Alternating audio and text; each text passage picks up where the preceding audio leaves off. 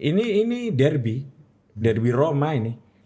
Keras pertarungan ini. AHY versus Gibran ini. Yang konon tahun 2026 menurut banyak analis politik maupun analis mistik adalah tahun-tahun yang berbahaya ya. Tapi nggak tahu juga karena kalau bandulnya akhirnya memang benar menurut Mas Didi tadi Mas Putut bahwa ke Pak Safri, aku nggak sebegitu yakinnya bahwa partai-partai politik ini juga akan cukup nyaman. Aku kok merasa kalau Pak Prabowo tuh tidak akan membiarkan anak buahnya itu dominan ya, salah satu anak buahnya dominan ya Mas. Aku masih meyakini itu. Cara Pak Prabowo itu secara politik menurutku akan selalu memunculkan persaingan gitu. Jadi termasuk misalnya tentang pilkada langsung Ya, di daerah gitu ya. Yang terancam kembali ke DPRD maksudnya. Ya maksudnya itu kan yang kemungkinan akan dikembalikan ke DPRD. Memangnya rakyat tidak melawan?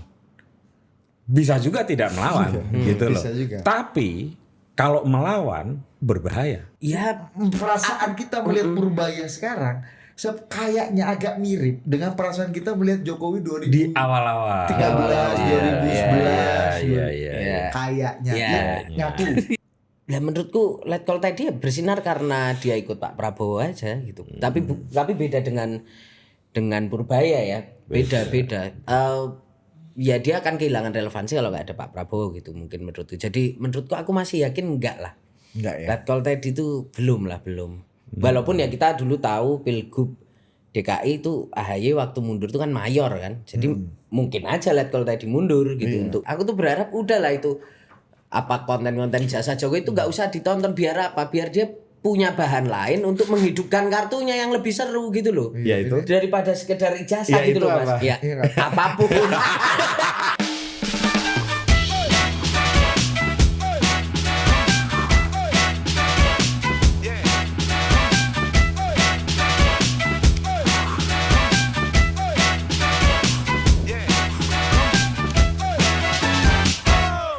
Oke, welcome to Total Politik dan udah bersama dua senior saya lah. Umurnya satu memang senior secara umur dan senior secara pengalaman, senior secara wisdom, senior secara pendapatan. Yaitu Putut Ea, Yes. kepala suku Mojok. Yang satu meskipun umurnya sedikit di bawah saya, sedikit sekali. Mungkin saya dulu yang berkarir sebagai jurnalis, tapi dia punya Karisma. kesenioran dalam karisma, wisdom, dan satu kalau bahasa Putut Ea, orang ini punya susuk di bibirnya. Sama kayak kamu, jangan dipotong. Ada dua host yang di bibirnya ditanemin susu. Satu namanya Didit, dua namanya Tatang. Kok aku? Iya, Enggak. kamu bukan nanya susu, ada lumutnya juga.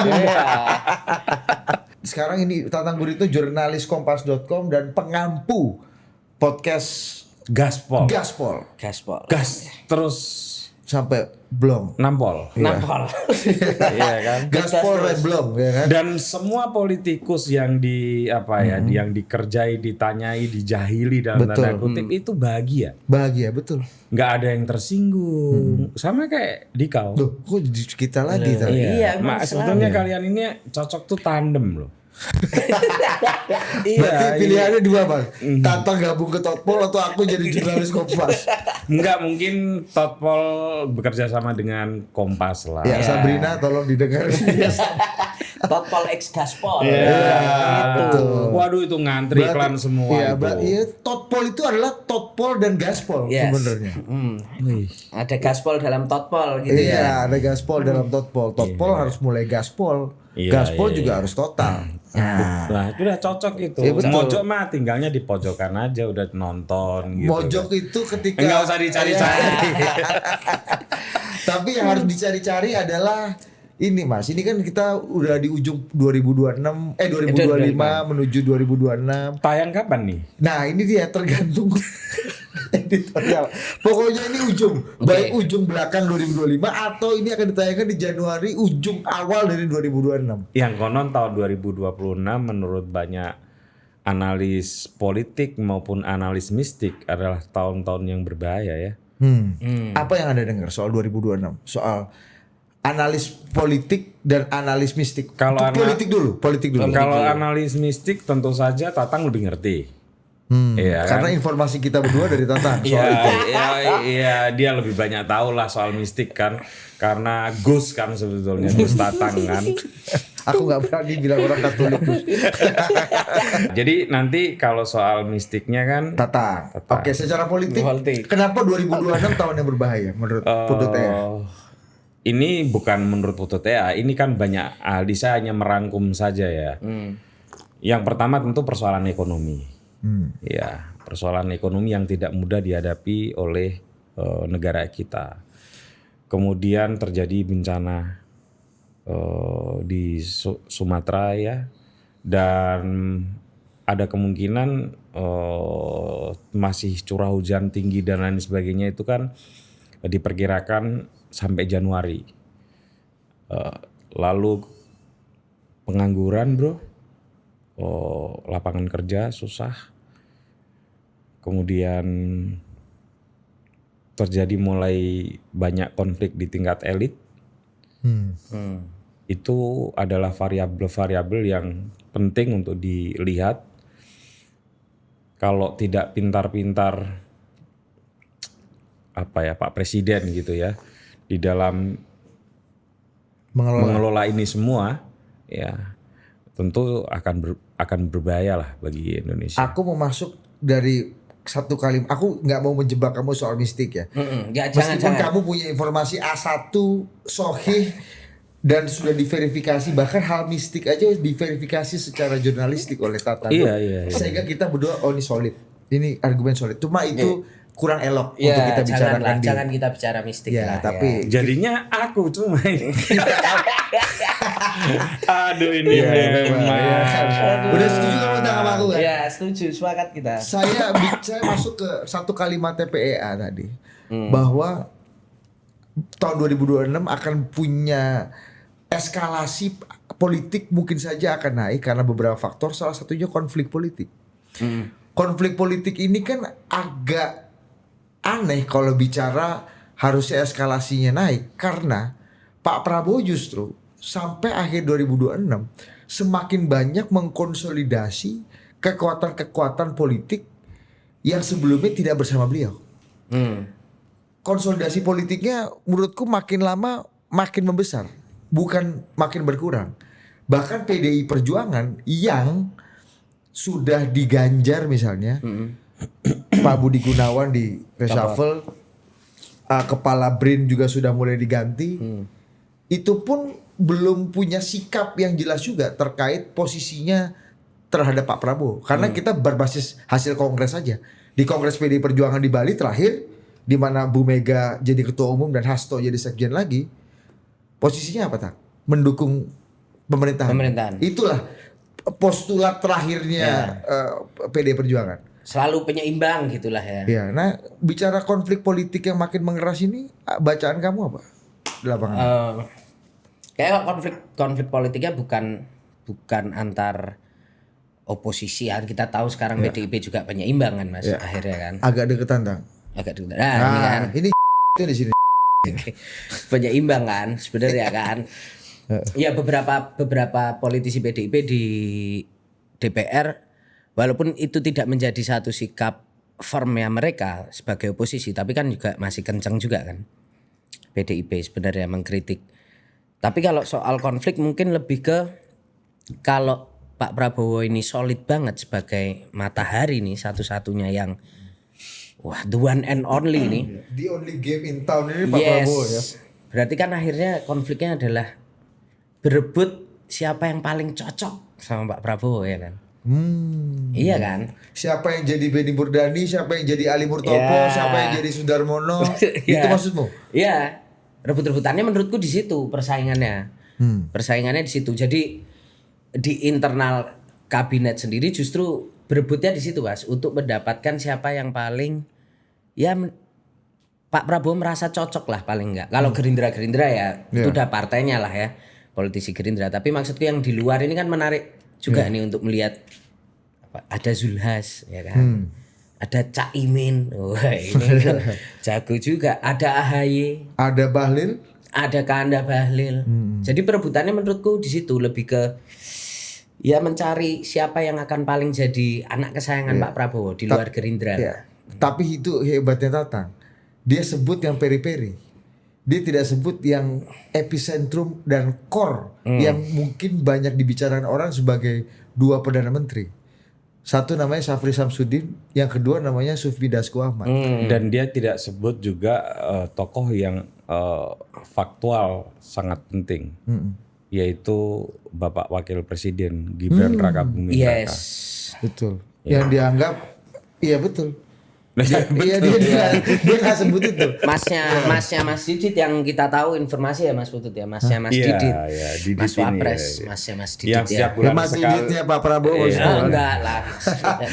Jadi Didit ini sebulan sekali lah diajak makan sama Iya. Pak Nah Wapres. itu ini. fitnah. Saya terakhir Itu framing ya, itu framing ya. Itu framing ya. framing gitu, Pak. Oke. Itu fitnah nggak berbanding lurus sama pendapatan itu, Mas. Oke. Aduh, berapa kali kalimat ini diulang? Nah, Iya, selalu itu Tapi manifesto. buktinya studio makin alhamdulillah, makin besar. buku makin banyak Mas, gitu. alhamdulillah. Tapi gini ya. Mas, tunggu. Oke. Aku mau nanya, banyak yang bilang Tang bahwa karena semua sudah disolidkan sama Pak Prabowo, jadinya internal struggle, pertarungannya justru terjadi di dalam.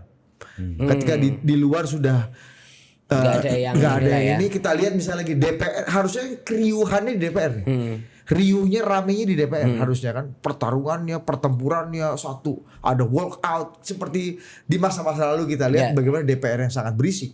Fahri Hamzah itu dulu kalau kita lihat hampir setiap pagi doorstop wartawan, dia selalu bilang kan harusnya presiden kasih statement mengenai gini. Oke. Wah, gitu. Presiden harus hadir. Sekarang kita lihat itu relatif sepi. Ya. Justru yang agak ribut itu di dalam pemerintahan, di dalam kekuasaan sendiri. Lo ngeliatnya gimana? Aku kan pas Kamu dulu. Nah, kalau tadi kan Mas Didit sempat menyebut, aku tidak menyebut Pak Safri dan Bang Dasko kan, karena menurutku Pak Safri dan Bang Dasko ini udah di posisi yang solid sebenarnya sebagai dua orang kepercayaannya Pak Prabowo. Tapi kan yang jadi persoalan justru di bawah-bawah ini kan. Artinya di luar Gerindra lah. Pak Safri kan ya temennya Pak Prabowo gitu. Kalau Bang Dasko ya kita tahu loyalis yang udah ngikut lama. Tapi kalau bicara nanti untuk ke depan itu kan butuh figur-figur dari partai lain ini kan juga butuh ruang. Yang akhirnya di situ kan jadi penting untuk memperebutkan hatinya seorang Prabowo Subianto kan. Oh, ini bicara kandidasi pendamping Prabowo di 2029 maksudnya? Ya salah satunya pasti ke situ kan, Mas Didit kan. Nah artinya kan kalau kita bicara soal peta politik ke depan, apakah iya di 2029 itu Pak Prabowo akan bersama Pak Safri atau bersama Bang Dasko? Menurutku kok enggak. Dalam rangka untuk mengakomodir semua kepentingan, pasti Pak Prabowo, dugaanku ya, pasti akan memilih warna yang lain selain Gerindra untuk menjadi wapresnya gitu loh, cawapresnya gitu. Let call Teddy gitu menurutmu? Kan Enggak sekarang lah, banyak juga disebut-sebut sebagai Enggak punya lah. potensi besar sebagai kandidat. Ya sebagai ya karena dia populer ya. Menurutku lebih ke Let Call Teddy popularitasnya itu untuk mengkatrol pemerintahan aja sih, citra pemerintahan sih. Tapi kalau dipersiapkan untuk 2029 kok menurutku masih agak sulit ya karena apakah iya partai-partai lain atau tokoh-tokoh yang lain itu firm juga untuk mendukung. Tapi kan Pak Safri kalau nggak salah nggak masuk Gerindra ya, belum masuk Gerindra ya. Secara resmi, betul nggak? Nah, aku nggak yakin. Aku agak nggak yakin juga ya. Iya. Setauku sih nggak ya. Ya. Tapi kalau menurut Kanda Putut gimana? Ada tesis begitu. Di luarnya jadi akur, damai, justru keributannya terjadi di dalam. Gini dulu, kalau begitu cara mikirnya, pada dasarnya semua orang itu kan butuh kekuasaan, ya kan. Dan sangat jarang orang itu untuk membatasi imajinasi keinginannya berkuasa, menurutku ya. Jadi kalau Tatang menganalisisnya itu tepat tuh dari kondisi yang dia baca ya. Tapi kalau aku lebih ke titik terdalam manusia. apalagi udah di level-level tertentu, orang sudah jadi menteri, Ya. orang sudah jadi gubernur, apalagi sih imajinasi politiknya Ya. kalau nggak ingin jadi presiden atau wakil presiden. Dan aku pikir itulah yang akan menimbulkan konflik dalam tanda kutip atau memanasnya situasi elit politik yang saya kira kick off-nya akan dimulai di tahun 2026. Begitu. Antar di luar Pak Prabowo atau di dalam tubuhnya Pak Prabowo sih? Pertama-tama semua saya yakin ingin menjadi wapresnya Pak Prabowo. Nah, tentu saja yang tidak mendapatkan tempat di situ, apakah bisa dinegosiasikan tempatnya? Misalnya nanti wakilnya X ketika Pak Prabowo sudah 2 periode, lalu si X ini naik jadi capres, lalu si Y ini kemudian jadi wapres gitu kan? Iya. Bisa saja kan seperti itu. Atau yang jamak kita Ya. ketahui yaitu pembagian kue di kabinet.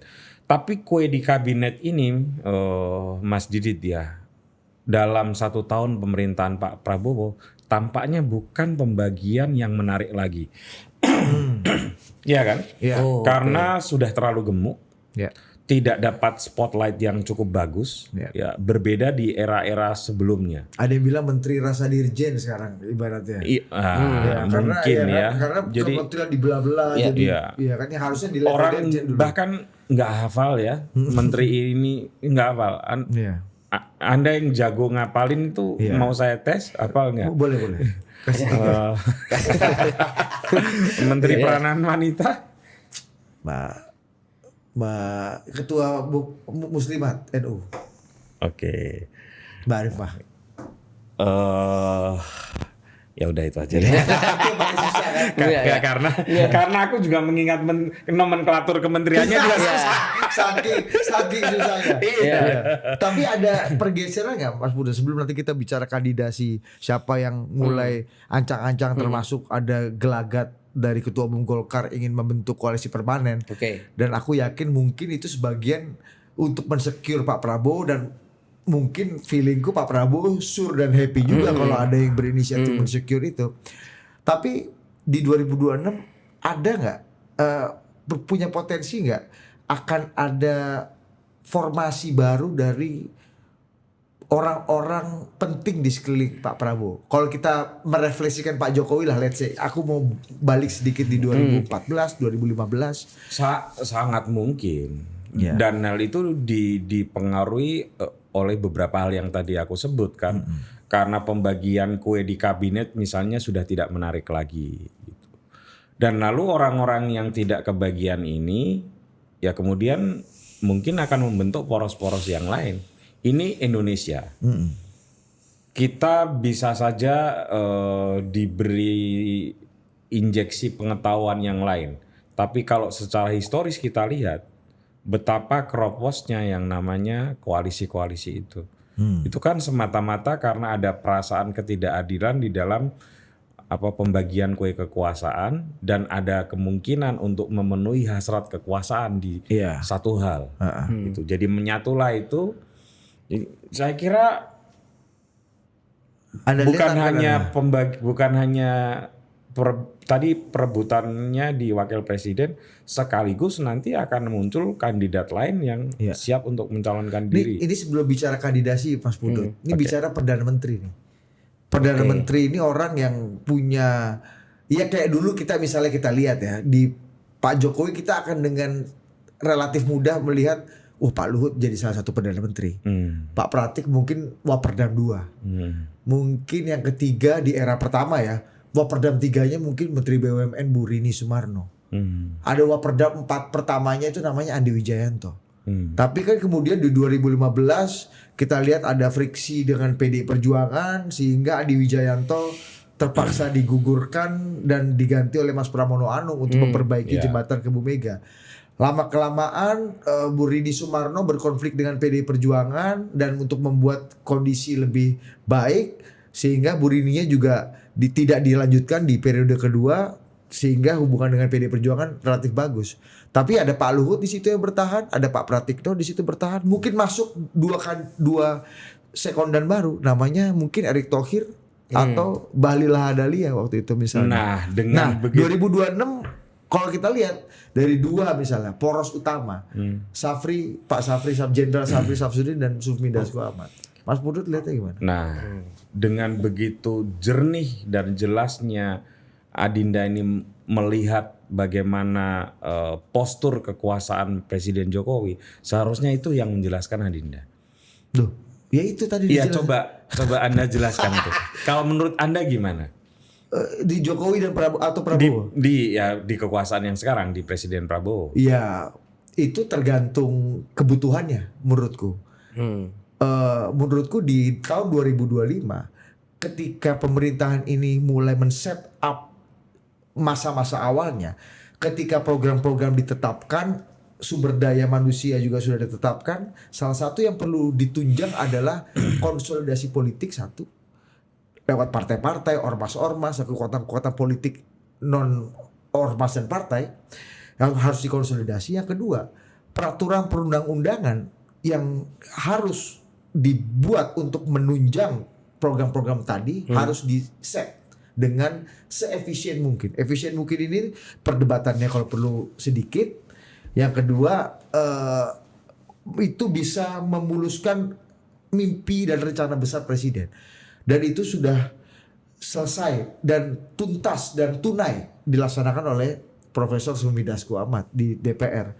Undang-undang krusial Danantara, BUMN, KUHP, RUU TNI, you name it, banyak lagi lah. Mungkin ke depan juga akan ada lagi. Nah, itu yang menjadi baseline kebutuhannya Pak Prabowo kepada Sufmi Dasko. Tapi ada juga kebutuhan lainnya ketika semua sudah relatif set up, gimana membuat program-programnya Pak Prabowo ini jalan. Salah satu instrumen yang ada di kepala Pak Prabowo yang mungkin paling efektif bisa dipakai adalah tentara. Batalion 700 batalion, 700 batalion. Kompi A pembangunan, ada peternakan, perikanan dan segala macam nih kalau ya kayak US Corps of Engineer gitu misalnya di Amerika. Dan penegakan hukum di tambang sekarang masih ingat ya tanggal 31 Agustus ketika press conference pasca kerusuhan, Menteri Pertahanan press conference, di belakangnya ada Panglima TNI, semua kepala staf dan Kapolri bicara soal kerusuhan. Tapi ada satu poin menarik Mas dari pidato Menteri Pertahanan. Presiden memerintahkan Panglima TNI dibantu kepala staf mengamankan sumber-sumber daya alam yang tidak sesuai dengan aturan-aturan perundang-undangan. Bukan hanya itu kan, ada satu lagi kan? Apa tuh? Kejaksaan. Ada ya? Diamankan oleh di momentum yang berbeda. Tapi maksudku ya kan? Ada kan? Ada. Kejaksaan di backup oleh tentara. Artinya ini ada semacam jadi tugasnya berbeda nih. Dan sepertinya kalau kita lihat belakangan play role-nya Pak Safri begitu dominan di ruang publik, at least dalam penertiban tambang di Belitung, di Bangka ya kan, Satgas PKH yang menyita banyak sekali ribuan hektar sawit milik pengusaha-pengusaha besar. Sampai kemarin saya mau bilang ya sirkus show-nya Pak Safri di Morowali soal Bandara IMIP yang akhirnya bikin heboh. Menurutku this is the time untuk ketika Pak Dasko udah meratakan land clearing, yang akan men-set up bangunan-bangunan ini adalah Pak Safri. Sehingga Perdana Menterinya siapa? On my perspective, di masa seperti ini, Pak Safri punya play role yang akan lebih dominan. Kalau menurut Tata? Ya bisa jadi Mas Putut. Cuman maksudku sejauh apa gitu ya. Karena bagiku ya karena liputan di politik ya dan banyak di DPR gitu. Justru itu. Iya. Ini lagi nyari jawaban ini sebenarnya. Iya. Kayaknya untuk urusan-urusan yang kaitannya sama gini, kalau memahami peran Bang Dasko itu kan sebenarnya kita nggak bisa hanya menempatkan dia itu sebagai wakil ketua DPR kan. Tapi bagiku Bang Dasko ini representasi dari banyak partai yang kemudian menitipkan aspirasi-aspirasinya ke Pak Prabowo. Itu paling mudah itu lewat Bang Dasko. Ini bukan berarti apa-apa, tapi berdasarkan informasiku ada kecenderungan justru partai-partai politik tuh agak susah mengakses Pak Safri. Oke. Karena mungkin entah secara gaya, entah secara kedekatan, mungkin nggak terlalu deket ya. Dan nggak sehari-hari sama nggak sehari-hari. Pak Dasko kan sehari-hari di DPR kan. Walaupun yang menarik juga kan kemarin sebenarnya yang cukup bikin kaget kan ketika Pak Safri ketemu sama Surya Paloh, terus ketemu sama PKS ini kan. Wah ini kok kayak udah mulai new Benny Murdani nih kan, aku mikirnya gitu juga. Cuman jadi kok kayak jeruk makan jeruk. Ya kan? Harusnya kan kamu di sisi ini, aku kerjakan yang ini.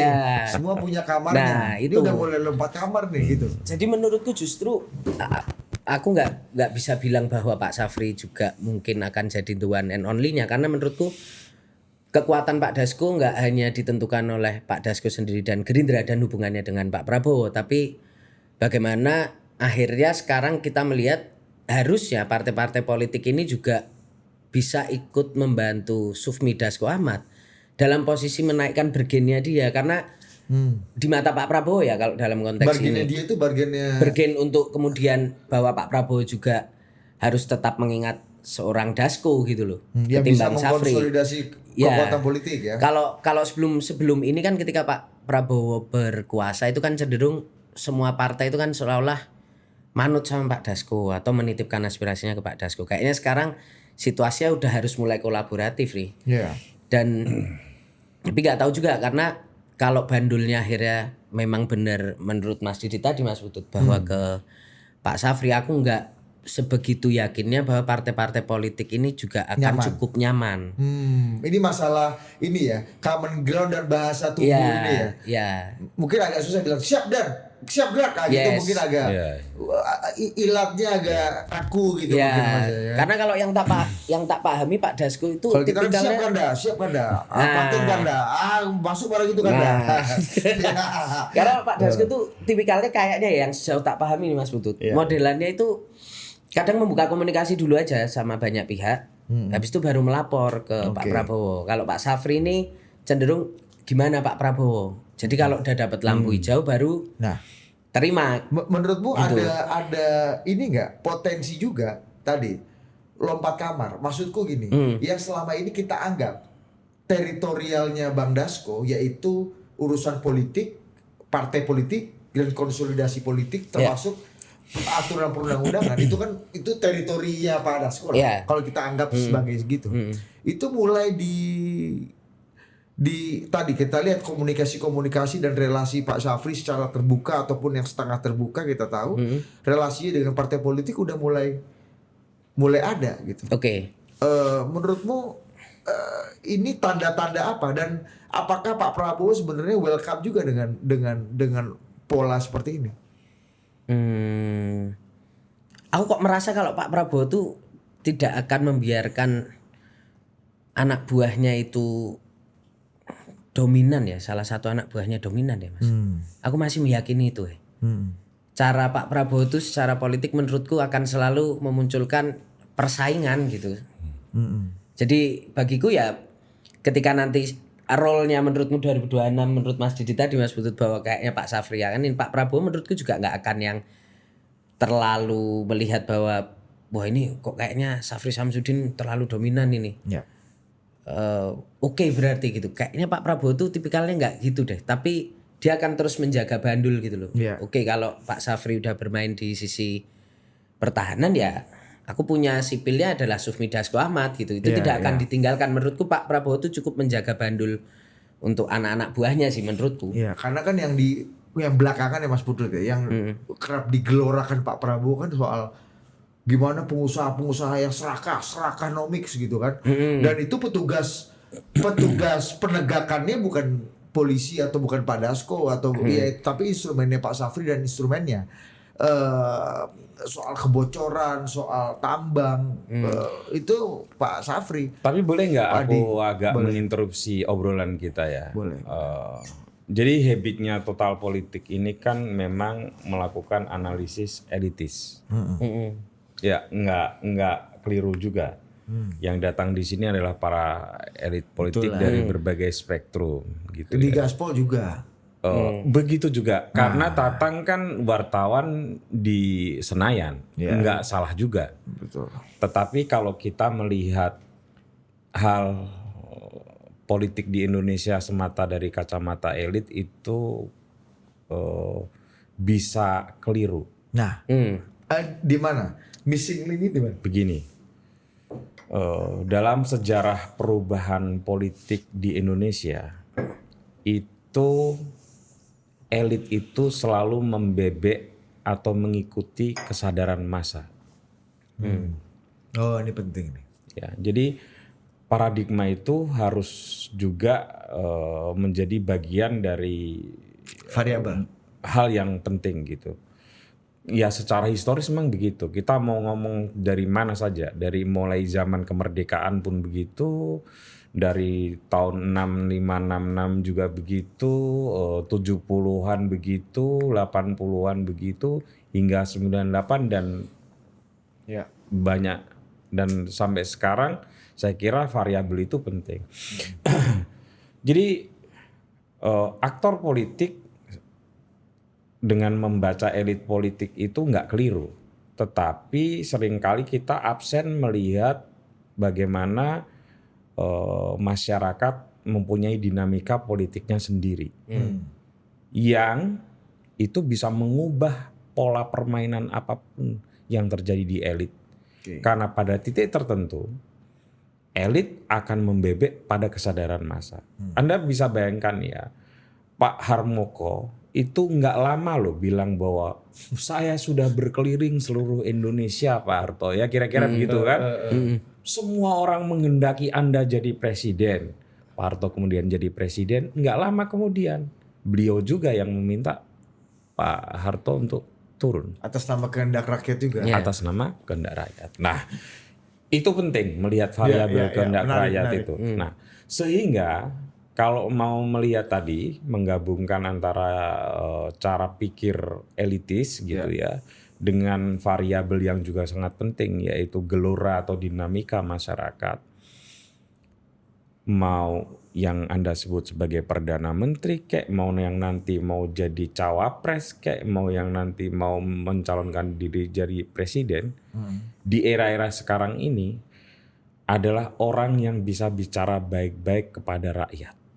Nah, Itu yang akan mempunyai efek yang paling penting. Kenapa? Karena situasinya sedang terjadi kontraksi dan ketegangan. Jadi bukan hanya memenangkan telinganya Elit. presiden. Iya, bukan hanya menang. Sekarang sudah tidak lagi era semata-mata memenangkan telinganya presiden dan memenangkan tangan-tangan elit politik.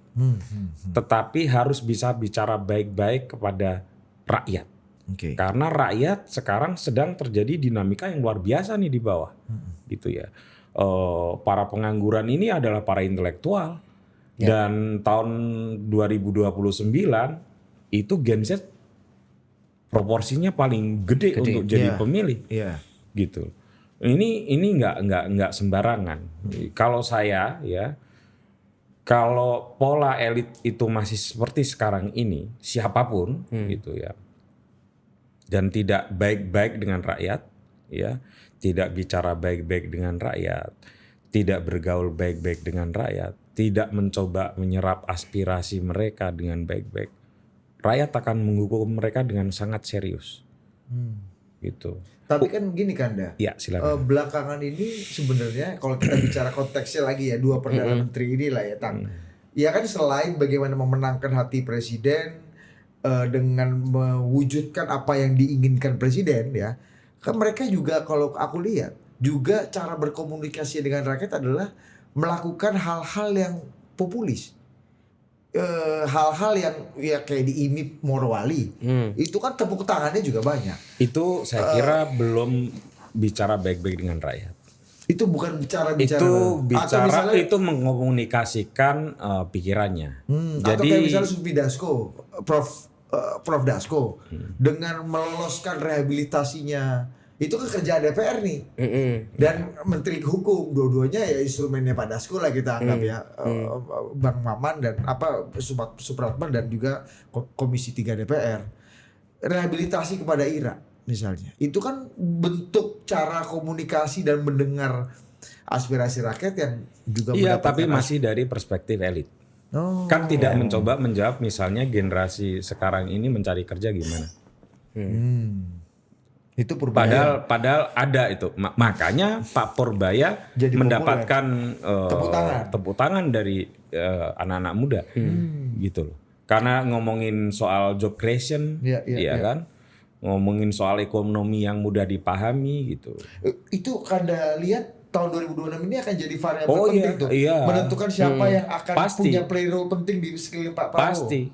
Dan itu bisa kita lihat semua ketika bencana Sumatera terjadi. Ya.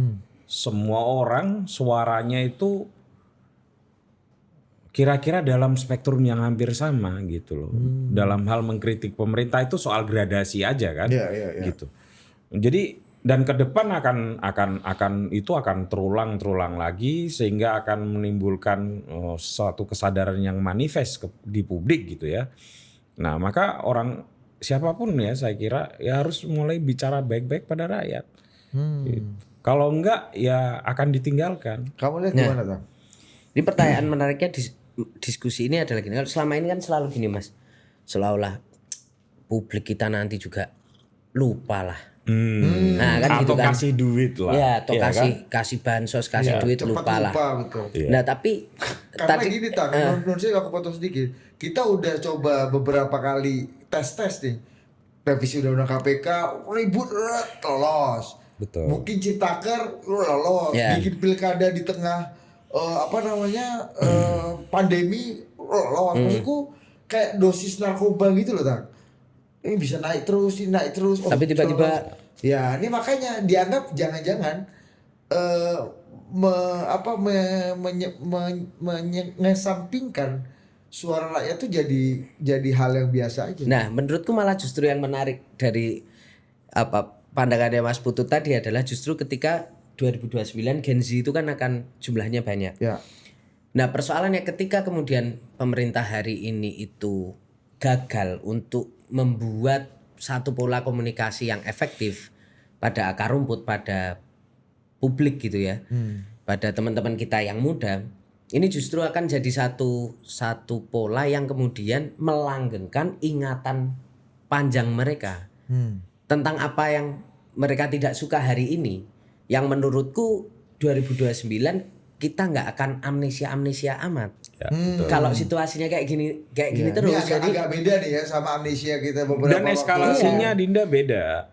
Dari gimana? mulai Gejayan memanggil, Garuda Biru dan lain sebagainya sampai Agustus kemarin. Eskalasinya jelas beda kok. Dan kita nggak bisa pertaruhkan eskalasi itu loh. ya. Siapa yang bisa menjamin?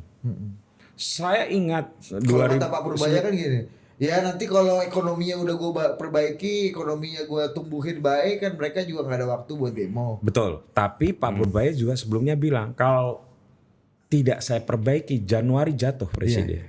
Ya. 2021. Iya kan? Ya. Gitu loh. Iya. Jadi ini masuk akal juga gitu. Dan saya juga ingat 98 itu eskalasinya sangat cepat. Sangat cepat. Saya masih ingat Februari itu baru mulai demo mulai marak kok. Mei udah jatuh. Cepat sekali. Oke. Gitu. Artinya kan ya kalau ada usul misalnya Kanda Bahlil nih dari Golkar yang menginisiasi Koalisi permanen.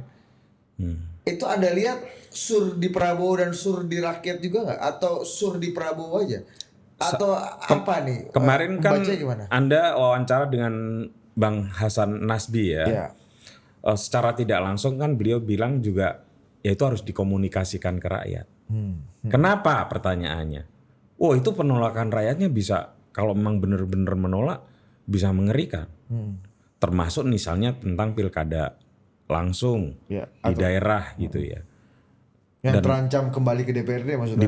Ya maksudnya itu kan yang kemungkinan akan dikembalikan ke DPRD. Memangnya rakyat tidak melawan? Bisa juga tidak melawan gitu loh. Bisa juga. Tapi kalau melawan berbahaya. Dalam kondisi seperti ini. Ekonomi tidak cukup stabil ya, ruang fiskal kita sangat sempit. Ya. Banyak terjadi bencana alam, ya orang banyak yang nggak punya pekerjaan, banyak orang yang sudah kerja di layoff. Iya. Saya kira itu sangat mengerikan, gitu. Jadi memang Apakah ada kemungkinan itu tidak diprotes? Mungkin. Tapi hati-hati lah kalau diprotes. Lah kalau gelombangnya nggak bisa diperkirakan. Betul. Ya.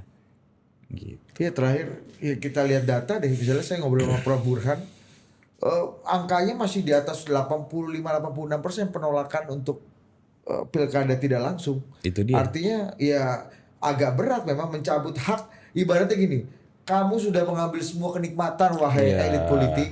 Satu-satunya kenikmatan dan privilege rakyat itu ya memilih. 5 tahun itu udah milikmu. Masa sekali dalam 5 tahun kami sudah nggak boleh gitu kan? Iya, kira-kira kan begitu. Iya, betul.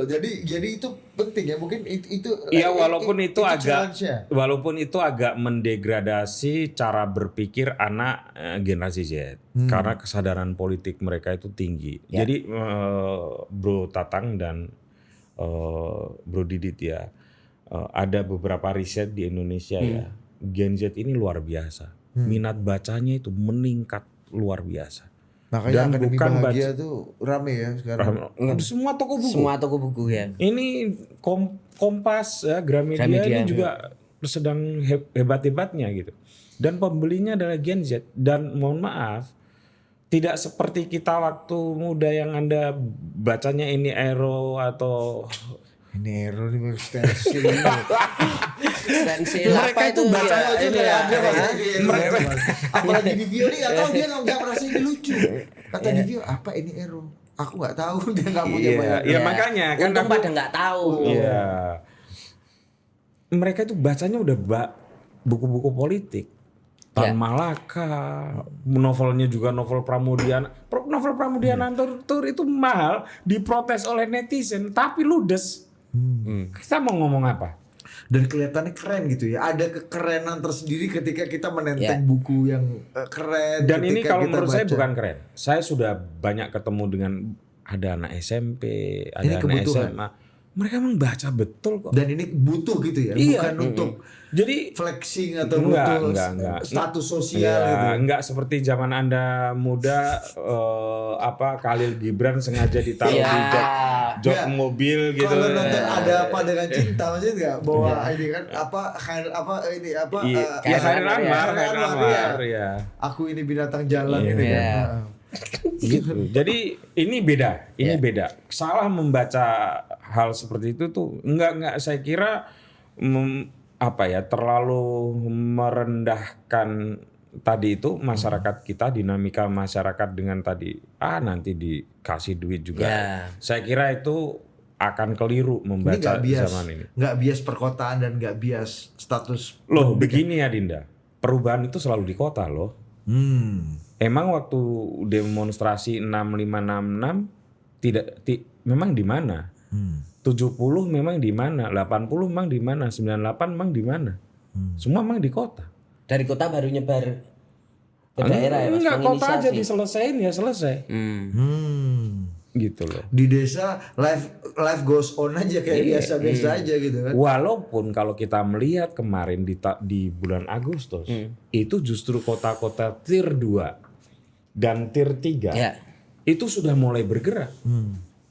Ya. Temanggung, Pekalongan, ya Itu baik tier 3, Kediri. tier 2, tier 3 tuh. Iya. ya. Iya. Tapi kan itu kan ada kecenderungan dan kecurigaan juga political engineering, Begini, begini. kantor DPRD dibakar, Begini, ya kan? begini. Kamu curiga nggak Begini. gedung Gradi Begini. Tunggu dulu, jawab dulu.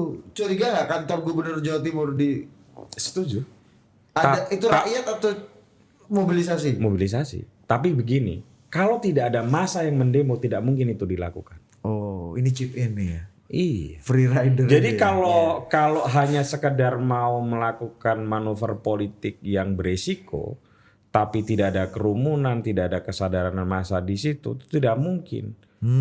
Gitu. Nah ini soalnya memang orang ini lapangan bos ya kan aktor Iya, ini iya. kan. Tapi sepakat Mas, kalau nggak ada memang publiknya kesadaran untuk turun tuh Nggak nggak akan bisa. ada organisir. Iya, langsung Substratnya jadi harus ada kriminal. dulu, Iya, substratnya langsung jadi harus ada dulu. kriminal. Iya. Iya.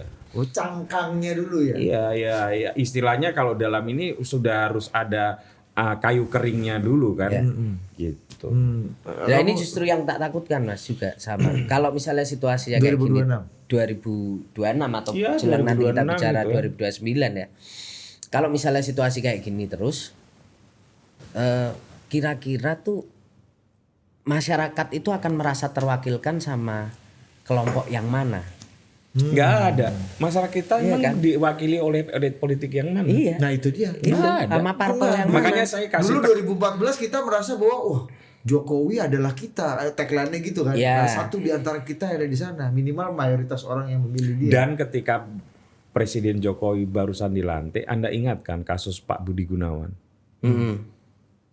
Langsung direspon positif kan dengan Presiden Jokowi. Nah, yang kayak gini apakah terjadi?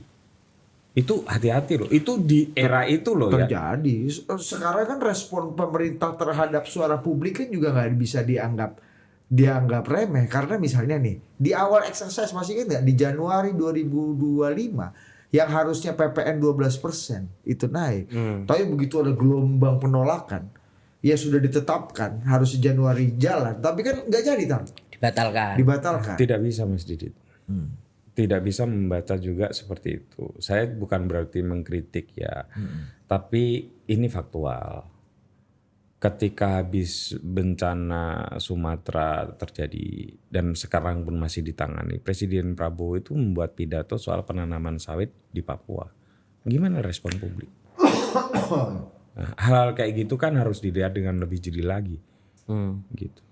Kesadaran kalau menurut Rocky Gerung kan ekologi itu memang gramernya anak Gen Z. Betul. Ya. Dan saya setuju. Betul. Gitu. Meskipun di dunia sekarang ada pushback terhadap ekologi. Itu juga betul. Iya kan? Iya. Pushbacknya agak serius. Iya. Juga bahwa Betul. puncaknya Donald Trump bilang kita keluar dari Partai Tapi Gerindra. sekali lagi itu kan di sana. Iya di sana. Tidak di sini. Di sini Iya. tumbuhnya Iya. signifikan. Lagi tumbuh. Meskipun kesadaran ekologis itu membutuhkan sumber daya yang lebih mahal. Iya. Ya dan Paham, anak-anak paham. Gen Z rela mengeluarkan itu lebih mahal gitu, beli tumbler yang keren, Iya. makan di tempat yang ini atau bahan-bahannya lebih ramah lingkungan, itu mereka mau mengeluarkan ekstra uang untuk mengkompensasi perjuangan itu, gitu kan. Nah, lanjut. Berarti adalah persoalan ini berarti penting kan Mas bicara soal siapa orang yang akan bertahan di 2026 dan mungkin nanti 2029 untuk kemudian berlomba-lomba relevan dengan Prabowo Subianto dan relevan dengan rakyat. Itu dia yang kompatibilitasnya paling tinggi. Yes. Kompatibel. Siapa kalau kamu? Wah, At ya least. tuh angel tuh. Masa Ayo. sih? Loh. Angel. Kamu siapa? Loh, kok kok? Ya kamu dong. Hah? Kok enak aja kamu yang Nggak nanya tahu. kita yang jawab. Ya Nggak sekali-kali kita yang tanya Iya, dong. kita kesepakatan tadi diskusi ya Mas Budi ya. Aku udah jawab tadi, Cok. Iya, siapa kira-kira? Belum tahu aku. Masa nggak tahu? Iya, belum tahu. Ya disebut aja. Ya, let's Kalau say, ini pertimbangannya misalnya, ini. kalau Pak Purbaya berhasil mewujudkan apa yang dia janjikan dan ketika dia berjanji seperti itu orang punya harapan tinggi, apresiasi, dan ini dianggap sebuah langkah-langkah out of the box. Dan di 2026 ketika Pak Purbaya bisa mewujudkan apa yang dia katakan, menurutku Pak Purbaya akan dapat political gain yang tidak kecil. Dan Oke. itu tidak hanya mendapatkan political gain di publik, tapi political gain di kupingnya Pak Prabowo. Satu, Pak Purbaya. Lalu Udah satu aja. Kamu siapa? Loh, Loh, ya aku satu. Ya, benar. udah. Kamu kita satu. kita kalah start dia udah Iya. langsung Pak Purbaya. Purbaya aja. Ya ya. Oke, kalau partai Ayo. Kenapa kalau aku? ya nggak apa-apa ya nanti kan ganti kita tadi udah ditanya terus Gantian dong. ya itu kalau partai Enggak, kamu satu tokoh satu partai. Ya, satu Coba. tokoh, satu Kadang partai. tadi udah Pak Purbaya. Kalau partai? Menurutku partai agak sulit. ya masa nggak ada dari sekian banyak partai Ya, saya nggak menemukan adanya pembeda dan ada hal yang inovatif dari partai-partai kecuali aksi-aksi politik. At least sampai 2025 ini kita 2025 bicara akhirnya, ya. Mas. Aksi politik yes. Aksi politik itu artinya ya ini kan bicara gain di telinga Prabowo dan di hati Prabowo dan di telinga dan hati rakyat itu kan dua-duanya kan. Aku baru nemu yang gain di telinga dan hati Pak Prabowo. Tanya dong siapa? Tanya dong. Iya, Siapa? tanya. Ah, ya. Di hati rakyat aku masih nggak tahu mas. Tapi di hati Pak Prabowo aku kok curiga. Golkar. Oke. Karena ini lagi selain apa namanya ya Kanda Bahlil ini punya skill dan kemampuan yang nggak standar ya. Ya. Untuk bisa catch up dan melayani di luar batas dan bayangan kita. Kalau Gerindra itu udah take it for granted ya. Iya. Tapi inisiatif Kanda Bahlil dengan masih ingat gak? HUT Golkar tahun lalu Tang. Pak Prabowo muji Bahlil 16 menit Cok. Aku habis itu besokannya ketemu sama Gus Jazz. Oke. Di sini Gus Jazilul Fawai. Asu. Kenapa Gus? Dipuji 16 menit. Kalau Bahlil dipuji 5-6 menit mungkin aku ya oke lah. Iki 16 menit tuh. Gus Jazil itu. Kesuwan ya. Itu setelah mengeluarkan pernyataan koalisi permanen. No, ini tahun lalu. Tahun lalu. Apalagi sekarang ya. Tahun lalu tuh Kanda Bahlil ngomong apa? Yang bikin Pak Prabowo sumringah. Golkar akan memimpin ke depan evaluasi terhadap pilkada langsung yang memberatkan. Oh iya betul. Di situ setelah itu presiden muji Bahlil 16 menit dan di situ presiden ngomong, ini lihat nih anggota kepala daerah, coba maju berdiri kamu, nih menang aja mukanya lesu, apalagi yang kalah. Nah ini semua ketua partai ada di sini, kenapa kita putuskan aja pas sekarang? Situ ya. Belum lagi baru-baru ini koalisi permanen. Kemarin koalisi permanen. Aku rasa dia pandai membaca appetite, selera dan kebutuhan presiden. Nah ini makanya di level presiden. Oke. Di rakyat aku belum tahu apakah koalisi permanen ini juga nyambung dengan keinginan dan kebutuhan rakyat akan stabilitas politik dan kepastian politik yang mungkin membuat mereka lebih nyaman. Karena kalau kita baca jurnal-jurnal dan opini-opini, tulisan opini di soal ekonomi, yang paling ditakutkan di kalangan ekonomi adalah ketidakpastian politik dan hukum yang mengakibatkan orang tidak berani melakukan aktivitas ekonomi. Pidato Gubernur Bank Indonesia terakhir tahun mas, undisbursed loan, undisbursed loan itu apa? Kredit yang tidak disalurkan oleh perbankan itu mencapai 2.500 triliun mas di bulan November. Jadi kredit kamu udah ngajuin kredit. Iya. Aku udah setuju, tapi nggak jadi aku ambil. Nggak jadi gitu. kamu loh yang nggak jadi ngambil, bukan aku yang nggak mau ngasih loh. Itu yang termasuk tadi aku bilang yang akan membawa dampak buruk pada 2026. Orang nggak wani mas loh, ternyata takut nanti gagal, takut kebijakannya berubah. Takut. Terutama faktor yang kedua ya. Makanya kalau pengusaha takut gagal itu bukan pengusaha. Iya itu mah. Tapi ada tapi kalau ada faktor yang tidak bisa dia kontrol, mereka kontrol. Betul. Dan mereka khawatirkan itu terjadi, nah itu masuk akal. Apakah koalisi permanen ini, misalnya yang digagas oleh Kanda Bahlil ini, yang membuat stabilitas jadi akhirnya 2028 kita nggak usah bicara komposisi politik lagi karena kita udah bereskan di tahun 2026 sehingga sampai 2029 kita bekerja, misalnya gitu, sehingga menimbulkan resonansi kepastian bagi dunia usaha dan ekonomi sehingga ekonomi bisa punya kepastian. Diuji saja. Ya makanya apakah nyambung apa enggak we'll see. Tapi menurutku yang sur di hati dan di telinga presiden kayaknya Jo. Oh iya maaf. Aku dimarahin ya. Wajar. Dimasukin ya jangan dikat.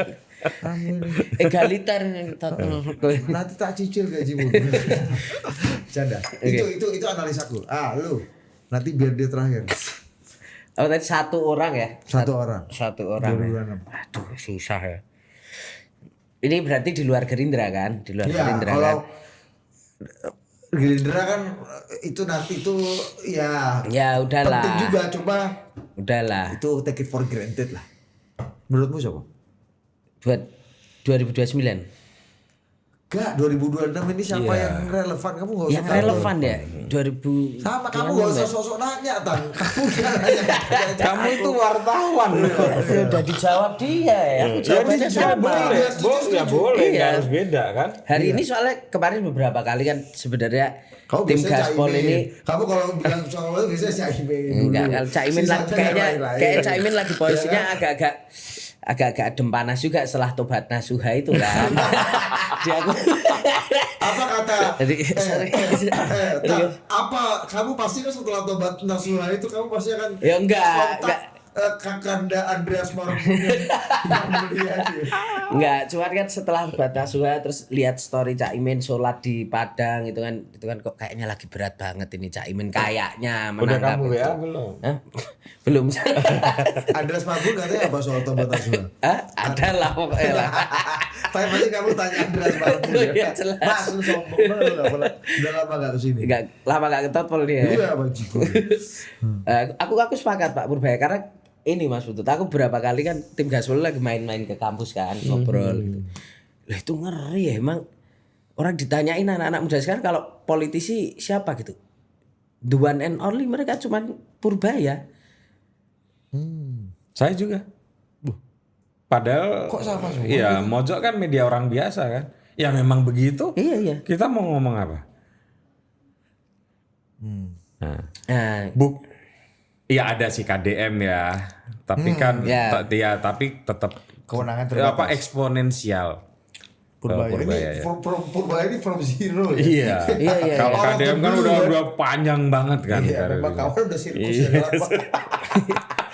Udah atraksi di mana-mana Iya, kan. bola di sini masuk ke lingkaran api ya kan. Iya. yang lain saya gini-gini ya kan. Formal-formal Purbaya. Lu kasih statement jangan. Terus kalau ini gitu. Tam yang paling susah ini orang ngerti bahwa ini bukan gimmick. Ditanya wartawan ke sini kan kameranya kan nggak ada di sini. Pak kamera di sini. Itu kelihatan kalau memang nggak settingan loh. Jadi kayak orang biasa ya. Ya memang orang ya dia yang nanya di sini Mas. ya dia jawab di sini gitu. Aku punya pengalaman agak kurang baik soal itu. Dulu Jokowi juga kayak gitu. Oh Dan iya. belakangan kita tahu memang Itu beliau settingan. jago. Aku nggak tahu itu settingan apa, beliau jago. Nggak, artinya Jago dulu itu waktu- artinya punya kesadaran optik. Ya tapi setelah itu nggak begitu kan. Setelah terbiasa nggak begitu Ya bukan, kan. kan itu kan tangga menuju begitu. Iya. Sama nih. Kan kita anggap wah ini enggak settingan. Oh, belum jadi settingan. jadi menurutmu perasaannya iya, sama. Iya, Sama, Ketika dulu ya. kita melihat Jokowi 2013, 2020, ngerti ya? Karena real banget, kok spontan banget, kok kayak reality show banget. Perasaannya sama kayak kita ngelihat Purbaya sekarang. Oh gitu. Kalau gorong-gorong? Iya, dulu perasaanku kayak Purbaya dulu sidak ke Bea Cukai atau kemana ya, Div, ya? Purbaya yang Iya. mana? Atau ke pabrik linting rokok misalnya. Dulu mana ada Menteri Keuangan yang berani ke pabrik linting rokok? Iya. Kalau nggak Pak Purbaya, misalnya. Iya betul. Ini pandangan kritis dan skeptis kita Iya, juga ya soal. Iya, skeptis maksudku itu iya, ya. nggak? Karena perasaannya sama. Iya. Kita alami pada ketika melihat Jokowi di tahun-tahun itu. Tak pikir Jokowi Apa? Ayo. memang betul-betul Ayo. tidak sengaja dan spontan. Oke. Ternyata memang beliau profesor doktor honoris causa di bidang marketing politik. Oh iya. Dan Menurutku ya. keaktoran. Dan keaktoran. Dan Ya. keaktoran, ya. Peraih Piala Citra 5 kali setelah Iya. Slamet Raharjo dan Christine Hakim dan Nicholas Saputra dan Reza Radian. Tapi intinya begini, mungkin ada yang begitu ya. Kita nggak tahu Ya, ya. makanya Ini faktual politiknya kan. Waktu yang menjawab kan Mas. Faktual Apakah politiknya memang itu spontan? memang lagi disukai banyak pihak. Tapi menurut saya belajar dari hal seperti itu. Ini skeptisnya nih tangga Iya. yang sewu nih, bukan yang ya kan sama-sama aku juga milih Purbaya tadi, Cuk. Kalau Kan yang nyontohin sama Pak Jokowi dia, bukan Iya. kita. Iya, setuju nggak? Apa? Apa yang tadi aku bilang? Ya, Perasaan kita melihat Purbaya sekarang kayaknya agak mirip dengan perasaan kita melihat Jokowi 2013, Di awal-awal. 2011, Iya. kayaknya. Iya. Ya, ngaku. Ngaku, Cuk. ya kan kamu yang inisiator ya. Contohnya pakai. Oke. Oke, tadi Kalau Kanda nggak, mau cerita. sebelum partai. Oke. Ada orang yang sebenarnya eksponensial juga appearance publiknya, namanya Letkol Teddy. What do you think? Apakah dia juga cukup punya play role dan potensi untuk menyodok di permukaan? Teddy ini di mana-mana jadi gini. Iya. kayak K-pop itu loh. Mungkin karena saya bukan orang Jakarta. Jangan berlindung dengan kejogjaan kamu lah. Enggak lah, iya. Ya kan POV-nya. Iya. Jadi Jadi dia suka berlindung di balik Jogja. Lo tahu. Kamu kan sorry kan. Kena tipu. Kan aku ya Jogja. Tapi kamu Ya, tapi di sini. Jakarta, Gitu. dan tidak terbiasa berdekatan dengan elit politik seperti dua Adinda ini gitu ya. Kamu kan juga elit politik di Senayan tapi kan. Iya. Mau Jadi didatangi menteri-menteri. iya, makanya saya tidak bisa bilang banyak ya Oke. soal Tapi sebagai Letkol orang yang Teddy. melihat rising star timbul tenggelam di politik yang kelihatannya kok makin potensi, kok makin potensi, kok tepuk tangannya makin banyak. Ya mungkin iyalah kalau rising star ya, mungkin ya. Tapi kan sudah ada banyak sekali bintang-bintang yang sudah menyala kan. Jadi kamu mengecilkan lah ya. Tidak, Teddy. nah ini Nah, kan kesimpulan itu. yang Iya. Aku nanya. kesimpulan yang gegabah ini. Jadi Itu mungkin pertanyaan. butuh waktu, butuh iya. waktu untuk lebih lama lah gitu. Teddy menurutmu ya apa? Apa soal Rising Star? Iya, ini kan kita bicara mengenai ini kan, bintang-bintang yang cukup mengejutkan di tahun 26 ini kan. Lah menurutku Letkol Teddy ya bersinar karena dia ikut Pak Prabowo aja gitu. Tapi beda dengan Purbaya ya. Beda. Ya dia akan kehilangan relevansi kalau nggak ada Pak Prabowo gitu mungkin menurutku. Jadi menurutku aku masih yakin enggak lah. Enggak ya. Letkol Teddy itu belum. Walaupun ya kita dulu tahu Pilgub DKI itu AHY waktu mundur itu kan mayor kan. Jadi mungkin aja Letkol Teddy mundur gitu untuk masuk ke Pernah nggak politik gitu. pertanyaannya misalnya pernah nggak Letkol Teddy berbicara atas nama dirinya sendiri misalnya? Kayaknya belum ya. Nah, Ya itu kan. Kalau Kalau Purbaya, suatu saat ya, ya itu maksudku Mas ya. dirinya seperempat Pak Prabowo atau sebaliknya. Iya. gue udah lapor tuh. Iya. Dia kan bukan dia kan bukan pimpinan gue. Pimpinan gue kan langsung presiden. Nah, ya, Ada paten-patennya gitu kan. Iya. Iya ini perasaanku dulu ke Jokowi gitu. Oh gitu kan? Iya. Iya. Iya. Oke. Partai siapa? Tan, partai siapa? 2026. Aku kok di posisi kayak gini tuh Kamu masih jangan yakin. PKB. Enggak. Kalau PKB aku tahu. Ya kamu PKB terlalu- pun nggak apa-apa. Ya loh. PKB juga nggak apa-apa ya lu. PKB Kamu tuh terlalu eksponen bias PKB, Pak. PKB sorry bukan eksponensial. PKB tuh ini loh grafiknya luar biasa loh. Ini iya. Tatang Luar biasa loh, bener loh PKB. Caimin Anda boleh suka nggak suka. aku suka dan aku setuju Caimin adalah makhluk politik yang paling mumpuni karena punya kemampuan survival paling panjang di Republik. Menurut saya 2029 justru arena paling kuat Caimin dengan seluruh pengalaman dan kekuatan partainya. Gimana tuh? 2029 Caimin karena paling berpengalaman dan nanti paling senior itu. Rasionalisasinya? Iya, Kalau dia- paling senior ya Bu Mega paling senior. bros maksudnya untuk kandidasi. Selain Pak Prabowo tentu ya. Ini maksudnya selain Pak Prabowo kan. Oh ya kalau sekarang yang ada di Caimin dong siapa? kabinet, iya. Punya partainya besar. Basisnya kuat. Pernah jadi menteri Ya. 2 kali kalau nggak salah ya. Pernah kemarin tarung jadi cawapres. Pasti tidak akan diam. Bukan hanya tidak ada diam, dia punya modal semua kan? Iya dong, punya partai besar gitu. PKB sekarang besar loh ukurannya, besar kan. Terus pengalaman banyak. Makanya jangan disalahkan kalau dia dukung PKB. Iya. Jadi jawabannya apa? Kamu Nggak, dapat aku nggak bisa satu Mas, tapi aku harus boleh. 2 karena menurutku di posisi-posisi kayak gini menurutku tuh partai-partai ideologis tetap yang akan punya kekuatan PDIP dan PKB menurutku. Iya, iya. Dan Aku setuju. ya mungkin kalau nambah satu lagi Rasionalisasinya PKS. gimana? Rasionalisasinya apa? Karena basis akar rumputnya jadi Mas. Iya. Nambah satu lagi mungkin PKS. Sebenarnya 3 partai ini yang tetap punya kekuatan karena basis ideologisnya itu kenceng. Nah, catch up dengan relevansi ini kita bicara tadi ya. Relevansi kuat di hati dan telinga presiden plus kuat di hati dan telinga rakyat. Siapa? Kalau Kan bahas- boleh itu, menyebut lebih dari satu dia Ya, udah itu aku udah sebut. menyebut Kalau 3. basis akar itu kan penjelasanmu kayak basis akar Loh, udah enggak dari Mas. pemilu 99 ya Maksudku udah gini, kuat. partai-partai ini tuh punya basis ideologis yang jelas gitu loh. Maksudnya orang-orang yang akan belajar ketika masuk kampus dan belajar tentang Soekarno, ya otomatis dia akan merasa bahwa dia setidaknya walaupun dia tidak ber-KTA, Jadi Tapi kayaknya aku PDI deh gitu. Iya. Otomatis Iya, ya. atau orang-orang yang ya kayak Mas Putut gitu ya misalnya, atau Kiri, teman-teman di yang basis kiri. NU misalnya, yang kayaknya atau ngerti Gus Dur lah. Kayaknya Kayaknya aku PKB. PKB ya gitu. Iya. Mas Putut ini menurut kamu lebih kiri atau lebih NO? Sama Mas Putut.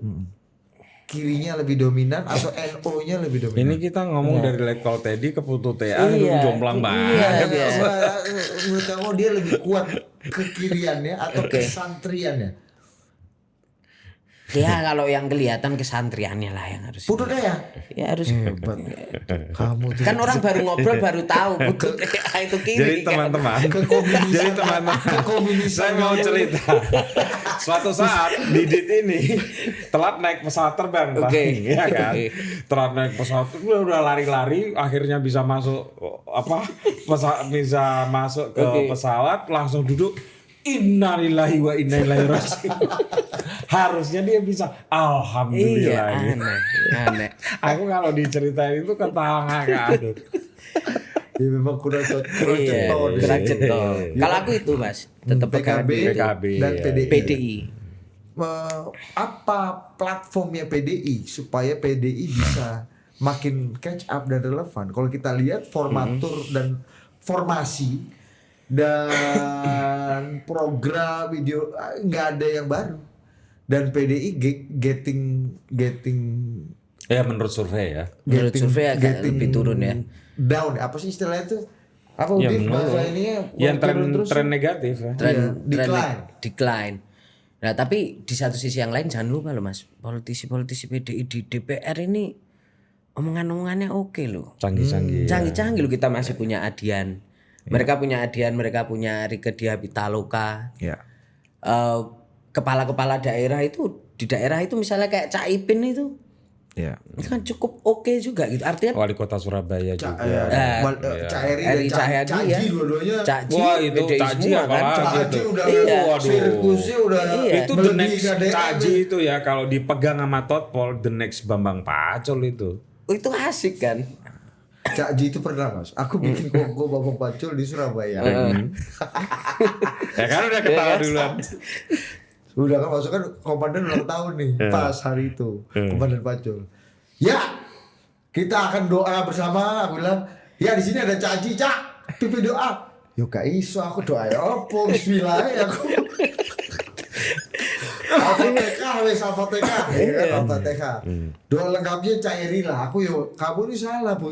Doa aku Cak Eri lah. Maksud santri Iya ini, santri tetap kan aja. beliau. Santri, Iya. ya. Tapi kan itu cara-cara ngomongnya apanya kan? jujur. Iya, Bagian mirip dari orang kebanyakan. Pak Bambang Pacul kan? Betul. Iya Blak-blakan. bahasa belak-belakan. Itu kalau Gampang. dipoles sama Totpol, waduh, Caji ini, Caji harus datang ke sini. Tolong komentarmu ini jangan sampai memecah persatuan antara Cak Eri dan Cak Loh, Ji. Cak Eri kan udah jadi wali kota, memang harus udah selesai kan Memikirkan setelah dua suksesi ya berarti Cak Eri. sudah dua periode kan. Jadi Cak Eri harus mempersilahkan Cak Ji untuk mempersiapkan suksesinya ya. Seharusnya begitu ya, seharusnya loh. Dan Caji memang asik orangnya menurutku ya. Iya. Iya. Ya gak usah kekuatannya PDI kan gitu kan, gaya komunikasinya rakyat. Iya, ya sama Tapi Bu Risma Cak dulu Ipin ya. ya. Cak Ipin, masih Cak Ipin muda. kan udah Oke periode loh. dua ya. Iya, Tang ya? Trenggalek kan. Wah, oke juga itu. Dan mungkin di pusat kalau kita lihat sekarang di kabinet Mas, mungkin PDIP kan setelah Pak BG nggak ada misalnya, nggak ada figur, tapi jangan lupa Pak siapa sih nggak ada? Pak BG Pak BG. yang tidak diakui itu kadernya. Ya, Tapi kan Kok masa di DPR? nggak Di kabinet. pemerintah, Oh di kabinet. pemerintah, oke. kamu nih Setelah Maaf. setelah nggak ada kan mungkin ya kita lihat PDIP nggak punya instrumen, tapi akar rumput kepala-kepala daerahnya tuh mereka tuh talent scoutingnya oke loh Mas. Nah hal-hal itu yang mungkin akan dipertimbangkan, dan ya jelas Pramono Anung ya harus kamu pertimbangkan toh. The Rising Star Lah ya. iya toh. Wih, Pramono Anung Caimin ini bisa jadi duet maut, Bos. Betul. Lo itu ngeri loh Pramono Anung itu. Atau Caimin Pramono Anung. Artinya kalau kayak gini berarti ide koalisi permanennya Kanda Bahlil jadi akan layu Berat, sebelum Bos. berkembang dong. Koalisi permanen kalau berani uji aja di publik. Ya. Putusin. Lihat nanti publik akan respon seperti apa, dan harus siap-siap ya. kalau respon itu tidak terkendali. Iya. Gitu. Jadi wah ini Pramono Anung Caimin. Iya. Ya kita kayak lihat zaman Pak Jokowi lah misalnya. Terakhir Demokrat masuk kan di situ. Tapi kan dalam perjalanannya ketika menuju ke Pilpres tiba-tiba Caimin yang awalnya udah sama Gerindra duluan tiba-tiba geser. Bikin poros baru nih sama Nasdem juga gitu. Nah oke, mungkin di 2026 tuh mungkin ya kelihatannya masih solid Mas. Tapi aku nggak yakin 2027. Bisa solid. 2028 iya pasti karena itu udah mulai jalan kan. Tang, ada yang sebagian ngomong. Kan Pak Prabowo juga sering bilang kan, aku tuh nggak mikir 2 periode. Kan sering ngomong gitu kan. Nggak tahu aku. Ada. Yang ada ngomong kayak tahu. gitu Pak Pramono Anung. Iya, iya Pak Prabowo juga. Pokoknya kita fokus di 5 tahun. Nanti periode berikutnya kalau jelek aku nggak mikir lah. Hanya Prabowo ya Tuhan dan Prabowo yang tahu Iya yang gitu betul kan. kan. Pak gitu Prabowo ya. kalau aku kurang berhasil, aku nggak mau mikir periode kedua. Pokoknya aku fokus di periode 1 gitu. Jadi nggak berpikir bahwa akan 2 periode lama. Banyak yang bilang bahwa ini nih sebenarnya game-game 2026, 2027, 2028 adalah pertarungan antara AHY versus Gibran. Itu juga Baik memperebutkan kandidasi wakil presidennya Prabowo, atau kalau Pak Prabowo tidak mau maju lagi karena satu dan lain hal, mereka lah yang akan jadi kandidat paling kuat mewakili 2 poros yang punya magnitud paling besar. What do you think? itu 2 pertarungan yang akan sama-sama keras. Ini derby ini. Lazio Roma ini. Cialah. Oke. Serius? Iya, karena semua punya guru politiknya sendiri. Ya. Dan nggak kaleng-kaleng. Nggak kaleng-kaleng semua gitu. Dan ada dukungan dalam tanda kutip komunitas epistemiknya sendiri lah ya, gitu. Ya, jadi ini derby Roma ini. Keras pertarungan ini. AHY versus Gibran ini. Anda lihat potensi menuju ke sana dibanding Oh ya antara udah ya Pramono. kelihatan itu. Kelihatan. Yang lebih possible itu atau tadi yang kita sebut ada Enggak, kalau Fendi, Pramono ada Caimin kan justru saya melihat akan jadi rival. Kuda hitam ya? Iya, yang akan maju mungkin sebagai presiden dan calon presiden dan calon wakil presiden alternatif. Kan nggak mungkin sendirian presidennya gitu loh. Iya, kamu gimana Tam? AHY versus Gibran ini sebenarnya udah di start sekarang. Ketika 2 orang ini sedang jadi pejabat masing-masing. Dan baik upgrading ataupun downgrading itu kabarnya dilakukan oleh orang-orang atau 2 kubu lah misalnya kita Iya, sebut termasuk itu. Dan nanti Tatang sama Didit bisa berpisah di situ. Bajigur. Iya. Yang satu membesut Mas Wapres, yang satu membesut AHY. Yang Taruna Nusantara. Bos, jelas dong. Berpihak kemana kan? Jadi ya aku terpaksa di tengah-tengah kan gitu. ini framing jahat ya. Kok framing jahat? Enggak. Yang bisa menjauhkan rezeki atau mendekatkan potensi ya. Iya jelas mendekatkan rezeki dong. Iya. Iya. Oke. Iya kan dia sering diundang Wapres. Iya. Sementara kamu adalah orang yang dekat dengan Taruna Dindanya Nusantara. Mas Ahaye. Ya jelas. Bisa. Itu make sense. Iya kan? Iya. Iya. Jadi Tapi kita akan selalu ketemu di tengah-tengah lah oh sama iya. Mas Didi. Kalau Kita- itu. iya. Ya pasti kan nggak apa-apa. Ya. Kamu ngomong dulu. Ya itu kan udah kelihatan Mas nuansanya sebenarnya ya. Ketika menurutku pertama kali aku ngelihat sinyal bahwa AHY ini jadi pesaingnya Gibran itu kan justru Pak Prabowo sendiri ya. Yang ngomong waktu itu di acara apa ya yang duduk di depan tuh ada AHY, ada Hut Gibran, Demokrat kayaknya. ada Puan Maharani dan Iya, kemudian di situ dia ngumbang-ngumbang Pak Prabowo ngumbang-ngumbang AHY gitu. Beberapa kali dia juga kayak Iya presiden mengendorse, ke-7 ya. nih presiden ke-7. Presiden ke-6, presiden ke-8, ke-9-nya Siapa tahu suatu saat kayak gitu-gitu. Dan menurutku yang cukup kelihatan adalah ketika AHY itu jadi Menko Infrastruktur. Menurutku ya, karena di part itu menurutku Pak Prabowo ingin menempatkan atau setidaknya meletakkan seorang AHY ini untuk menjadi anti hero-nya Solo gitu. Karena Pak Jokowi itu kan dikenal dengan infrastrukturnya, bikin jalan dan lain sebagainya. Dan kemudian yang dipilih adalah AHY gitu loh. Good point. Iya, Nah itu mulai dari situ tuh kerasa Very good bagiku. point. Wah Jadi ini by nih. design ditempatkan untuk ini kayak kryptonite kalau di Iya. Superman itu ya. Iya. Kalau dikasih di situ kekuatannya jadi hilang gitu kan. Iya. Dan praktis Demokrat baru gabung tuh hamin berapa Pak Jokowi turun loh Mas. Iya. 6 bulan apa? Iya, sebelumnya sekitar 9 tahun mereka jadi oposisi gitu. Dan Pak SBY kita tahu Demokrat itu kan ketika bergabung agak aneh juga. AHY. Belum soal Muldoko ini kan. Iya, AHY bilang kita ikut pemerintah tapi di satu sisi SBY masih cukup aktif mengkritik Pak Jokowi kan waktu itu. Iya. Iya Di kan? puncaknya Muldoko Ya waktu itu terus yang Muldoko dianggap itu kan bagian ya. dari keluarga Itu. Jokowi. Ya, makanya itu pertarungan keras lah itu. Itu Tapi pertarungan untuk kalau misalnya Pak Prabowo maju, apakah kandidasi wapresnya tetap ada di pertarungan di dua orang ini nih? ya enggak dong. Yang lain juga ada lah pasti.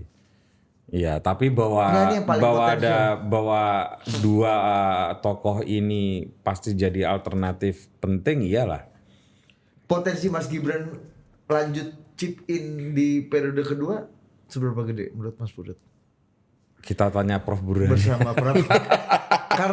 karena kan belum ada. Kalau survei kan bisa ukur-ukuran. Ini kan bicara politik. Iya. Bukan survei nih, Iya. bicara politik ya, Iya, matematika. jelas tujuan Pak Jokowi kan maju bareng. Dan mungkin ya itu bagian dari deal politik mereka, kita tidak tahu ya. Gitu. Tapi Karena Pak belum Jokowi jelas-jelas ngomong kan. Ya. Prabowo Gibran 2 periode. Ya. Oh, 2 periode. Masa belum pernah ada wapres 2 kali kan menemani Ada presiden 2 Pak kali. JK cuma kan pisah periode, Bisa ganti periode. presiden. Akhirnya malah bersaing kan. Habis itu misalnya sama Pak SBY itu terus bersaing kan Pak JK. Iya. Tapi kan Pak Jokowi ini Mas Putut, ini kan memang ahlinya ahli mendobrak sejarah kan. Betul. Nah, ini yang Kita tunggu. faktor yang Serunya politik serunya kita, betul. politik kita setelah Pak Jokowi Tapi menurutmu cukup kuat gitu. Tang, ijazah rame-rame ijazah ini Ini nyari perkara. menguntungkan atau merugikan Pak Jokowi? Bagiku sebagai wartawan politik menguntungkan karena orang akhirnya akan selalu ingat dengan seorang Jokowi di Solo gitu. Yang ya sekarang gimana Mas? Beberapa kali kan aku sempet kayak ngeliat kayak sebenarnya wartawan juga masih banyak di sana, doorstop dan lain sebagainya kan ya nggak mungkin wartawan itu nunggu kalau nggak dijanjeni mau doorstop kan. Iya kan, artinya Pak Jokowi butuh relevansi relevansi untuk selalu muncul kan. Jadi persoalan ijazah menurutku ya terlepas dari apapun yang diperjuangkan menurutku secara politik menguntungkan Pak Jokowi. Dan kita sebagai media, sebagai wartawan, Pak Jokowi punya segala kriteria untuk menjadi narasumber yang dicari-cari. Iya ya. Nama besar, relevansi, kontroversi, you name it. Iya. Ada semua. Dan mungkin aku bilang Pak Jokowi kan memang membiasakan diri sama wartawan gitu kan hari-hari apa. Jadi dia selalu jadi berita. Jangan-jangan kalau Bu Mega dan Pak SBY melakukan hal yang sama, aku yakin wartawan juga akan doorstop. Iya. Aku yakin nih kalau Bu Mega sering gitu ya habis lari pagi jogging. Apa. Aku yakin Mas, ditanya apa aja, pasti jawab. Pak Jokowi ditanya soal pengganti Patrick Kluivert aja dia jawab. Iya. Kluivert apa hubungannya? Ini masalah orang Mau atau enggak kan? Iya. Menurutmu menguntungkan apa enggak? Sebagai alumni UGM. Iya. Sebagai alumni UGM, Anda percaya nggak ijazah Jokowi palsu apa asli? Nah ini kok pertanyaan jadi begini ya.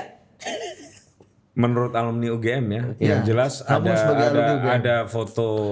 ada fotonya Pak Jokowi di wisuda, ada bukti skripsinya, dan ada pernyataan resmi dari UGM. Persoalan apakah ijazah yang dipakai mencalonkan itu asli atau tidak ya kita tidak tahu. Tapi bahwa beliau lulus dari UGM pasti. Apalagi yang harus kita percaya kalau sudah ada skripsinya, sudah ada fotonya, dan kemudian sudah ada pernyataan resmi dari UGM. Ya kalau mau dicari-cari nggak percayanya ya nggak percaya ya boleh-boleh saja. Cuman kalau ditanya lebih lanjut apakah ijazahnya itu yang dipakai mendaftar itu asli atau tidak ya kita nggak tahu kan. Saya bukan KPU gitu. Yoi soe kan kalau kata orang Jawa ijazah kentir banjir kan ya, Ya, ya Bang. hilang ke bawah banjir kan bisa aja. Atau ketelingsut di mana. Jangan lupa Pak gitu ya. Jokowi itu kan Korea loh. Iya. Iya kan, atau hidupnya di pinggir sungai kan Iya, di rumahnya kan. bantaran Bisa mungkin gentir kan. Iya kan nggak tahu. Iya. Karena legalisir ijazah kan Hari-hari. di universitas sebesar UGM Iya. tuh banyak. Aku Bos. ketemu Bu Dwi Korita beberapa waktu lalu. Profesor Dwi Korita, mantan rektor UGM setelah Pak Pratik. Beliau cerita, aku tuh ya Bu, hampir setiap hari itu isinya tanda tanganin orang ijazah hilang. Iya. Ada yang kertas kosong, pokoknya kita legalisir. Legalisir istilahnya. Iya. Iya. Karena Dan itu hilang. buktinya ada kan- yang ketelisut, Iya. ada yang kebanjiran, ada yang nggak tahu di mana. Dan untuk dilegalisir kan harus ada bukti-bukti yang menyertakan itu kan. Tapi kenapa logiksmu itu kan mudah sekali ya? Maksudku nggak rumit penjelasanmu tadi. Ya makanya aku akan menjawab itu. Pertanyaanmu yang tadi, apakah menguntungkan Presiden Jokowi Iya. atau tidak? Ya. Menguntungkan Presiden Jokowi, menguntungkan Roy Suryo dan kawan-kawan sekaligus. Tapi tidak ada untungnya buat rakyat Indonesia. Setuju. Ya. Ngapain kita berlama-lama bermain untuk hal yang nggak jelas seperti Asu. itu? Ya gitulah. Dan bagiku ya masyarakat udahlah juga nggak usah ngomongin. Apa coba untungnya buat Iya. masyarakat tuh apa gitu loh? Gak tahu lah. Ya tanya. makanya, Kalau ya makanya yang hari debat Jokowi yang bajingan. yang beruntung kan mungkin Pak Jokowi beruntung karena tetap ada di dalam Iya. popularitas. Mungkin Roy Suryo juga beruntung dan kawan-kawan ya. Tapi apa untungnya buat rakyat? Iya. Ke aku ya Mas, secara ini ya, aku tuh berharap udahlah itu apa konten-konten jasa Jokowi itu nggak usah ditonton, biar apa? Biar dia punya bahan lain untuk menghidupkan kartunya yang lebih seru gitu loh. Ya itu. Daripada sekedar ijazah Ya, gitu itu loh Mas. apa? Ya, Iya nggak? apapun. Maksudku kalau munculmu karena salah satu halnya adalah ijazah ya. Iya. Maksudku Apa untungnya buat rakyat ngomongin ijazah gini Jokowi? misalnya gini, dulu zaman Jokowi salah satu hal yang seru adalah ketika Pak SBY itu mengkritisi Pak Jokowi. Seru Mas menurutku. Sebagai jurnalis politik seru melihat apa pandangan seorang Pertarungan SBY. gajah-gajah ini Iya. Untuk menyerang Jokowi, dan hari ini kalau misalnya isu ijazah itu udah enggak Sekaligus Jokowi menyerang SBY loh. Menyerang Pernah SBY. loh. Iya betul. Iya waktu jadi Iya, wali kan? kota Namanya Solo. nggak? Iya. Pak SBY ngomong Bahkan sebelum itu di wali kota Solo pun sudah menyerang Iya. kan. Pak Jokowi juga nyerang lagi soal LCGC. soal Kalau nggak apa. salah di waktu wali kota itu BBM deh. Kenaikan BBM deh. Iya lupa aku. Iya. Nah, itu kan seru Udah kan? mulai nyerang. Enak ya. Iya, Enak. Sekarang Jadi- Hasto Kristianto udah gak nyerang Jokowi lagi, sepi. Loh, jangan Hasto Kristianto. Maksudnya kalau isu ijazah ini jadinya udah masyarakat Indonesia bahasa Jawa Timur babah, nggak peduli lah. Iya, iya. Tapi Ini menurutmu ngomong apa Jawa yang- Timur babah. Babah wes gitu kan. Kita kan Babah. berharap bisa lihat misalnya Pak Jokowi itu di doorstop tanyanya Pak Prabowo kemarin ngomong gini. Oh itu baru Menurut seru. Pak Jokowi gimana? Yoi. Setuju. Ini Ini menarik. wartawan lah ya. Gitu loh. Perspektifnya Jangan menarik jangan nih. hanya Ahmad Ali di PSI gitu Pak, loh. aku Gitu loh. tanya sama kamu. Kita media yang tersertifikasi ataupun yang tidak tersertifikasi punya dosa nggak untuk melanjut terus memelihara ini? Ya iyalah. Ijazah. Iya. Iya, iya, Kalau itu dosa kompas.com lah. udah nggak main Editorialnya enggak? Ya itu dosa lah. Menurutku dosa banget mas. Ya dosa. Ya Lu- ngapain? Mas Putut lihat kan? Total politik tapi kan traffic tinggi ketika ngomongin ijazah. Apa nih Jasa Jokowi gak pernah? Kamu nggak Jarang, mainin juga? jarang. Ya, paling gini-gini aja Pak. Culut Pak. Iya. Ya, Gitu loh. celetukan Iya. aja kan. Udahlah. Serat, ya kan? Udahlah itu biar mainannya yang lain-lain Ya lah udah. itu ya. Artinya kita berdosa bareng. Oke. Iya. Ya wes. Oke. 2026 kita lihat seperti apa. Tadi udah kita buka semua analisa. Kalau ada yang cocok ya alhamdulillah. Tapi kita sama sekali nggak mention dua nama ya. Siapa? KDM dan Anies Baswedan ya. KDM udah saya mention. KDM dong. tadi ya. Anies Baswedan ya. Kalau Anies Baswedan rasanya Adinda juga ya. Iya. Sebagai alumni UGM gimana? Iya masih dong kalau sebagai kartu, karena begini teorinya simple. Nanti kan partai politik yang lolos pemilu kan boleh kan mencalonkan presiden kan? Ya boleh. Iya, artinya mereka pasti akan memilih orang yang kemungkinan bisa menggerakkan massa kan? Kalau nggak ada koalisi permanen. Kalau nggak ada koalisi permanen, tentu saja. Kalau nggak ada koalisi permanen, makanya kalau mau koalisi permanen itu betulan mau diadain, diuji aja di publik. Menurutmu, oke lah uji publik itu satu hal. Oke. Nah, ini Uji ketum partai itu hal yang lain. Oke. Sebelum uji publik, ketum partai harus deal dulu. Baru diuji publik, ya Oke. nggak? Dan kayaknya sorry aku Menurutmu potong. Ya, Mas Anies sekarang juga lagi getol-getolnya Iya. ormasnya itu kan. Gerakan kentongan itu. Ormasnya itu apa tuh namanya yang agak orange itu. Apa, Div? Gerakan rakyat ya. Gerakan rakyat. Di mana-mana udah mulai deklarasi. Nuansanya nuansa warna PKS ya, orange kan. PKS atau Pemuda Pancasila ya? Lebih ke PKS Kalau kayaknya dulu Mas. di Rocky sama Rocky partainya namanya Partai Sri warna orange. Iya. Ya, kartu Anies Baswedan hidup tetap masih. Apa? Koalisi permanen menurutmu? Kamu mau tanya terjadi apa enggak gitu ya? Enggak. Enggak. Ini sebagai penutup kita bicara di sini koalisi permanen. Koalisi permanen tidak akan terjadi. Menurut dua orang ini? Ya. Menurutku ya. Kalau Terjadi atau enggak? Terjadi. lu Mas, Oh, berarti kita beda ya? Kita beda. Oke. Kenapa terjadi? Cuma iya kita lihatnya nanti. Ya Kita itulah lihat. bedanya Ya. Total Politik dengan Kompas dan dengan Mojok. Iya. ya. Perspektif elit dan perspektif kerakyatan. Menurutku Ya, jadi di sinilah garis batasnya jelas datangnya. Dia perspektifnya elit, kita perspektifnya kerakyatan. Aku elit gitu. oligarki. Kamu rakyat berjuang, aktivis keadilan, demokrasi. Enggak. Aku pokoknya semua. Pokoknya kamu asik, Untalas kabeh. anti asik elit global Yahudi. Itu ada tadi buku apa? Rich Media Pur Demokrasi. Ada tuh tadi buku di situ. Ya. Siapa ya, Kak? Ada. Rich Media Pur Demokrasi. That is Total Politik. Sampai jumpa.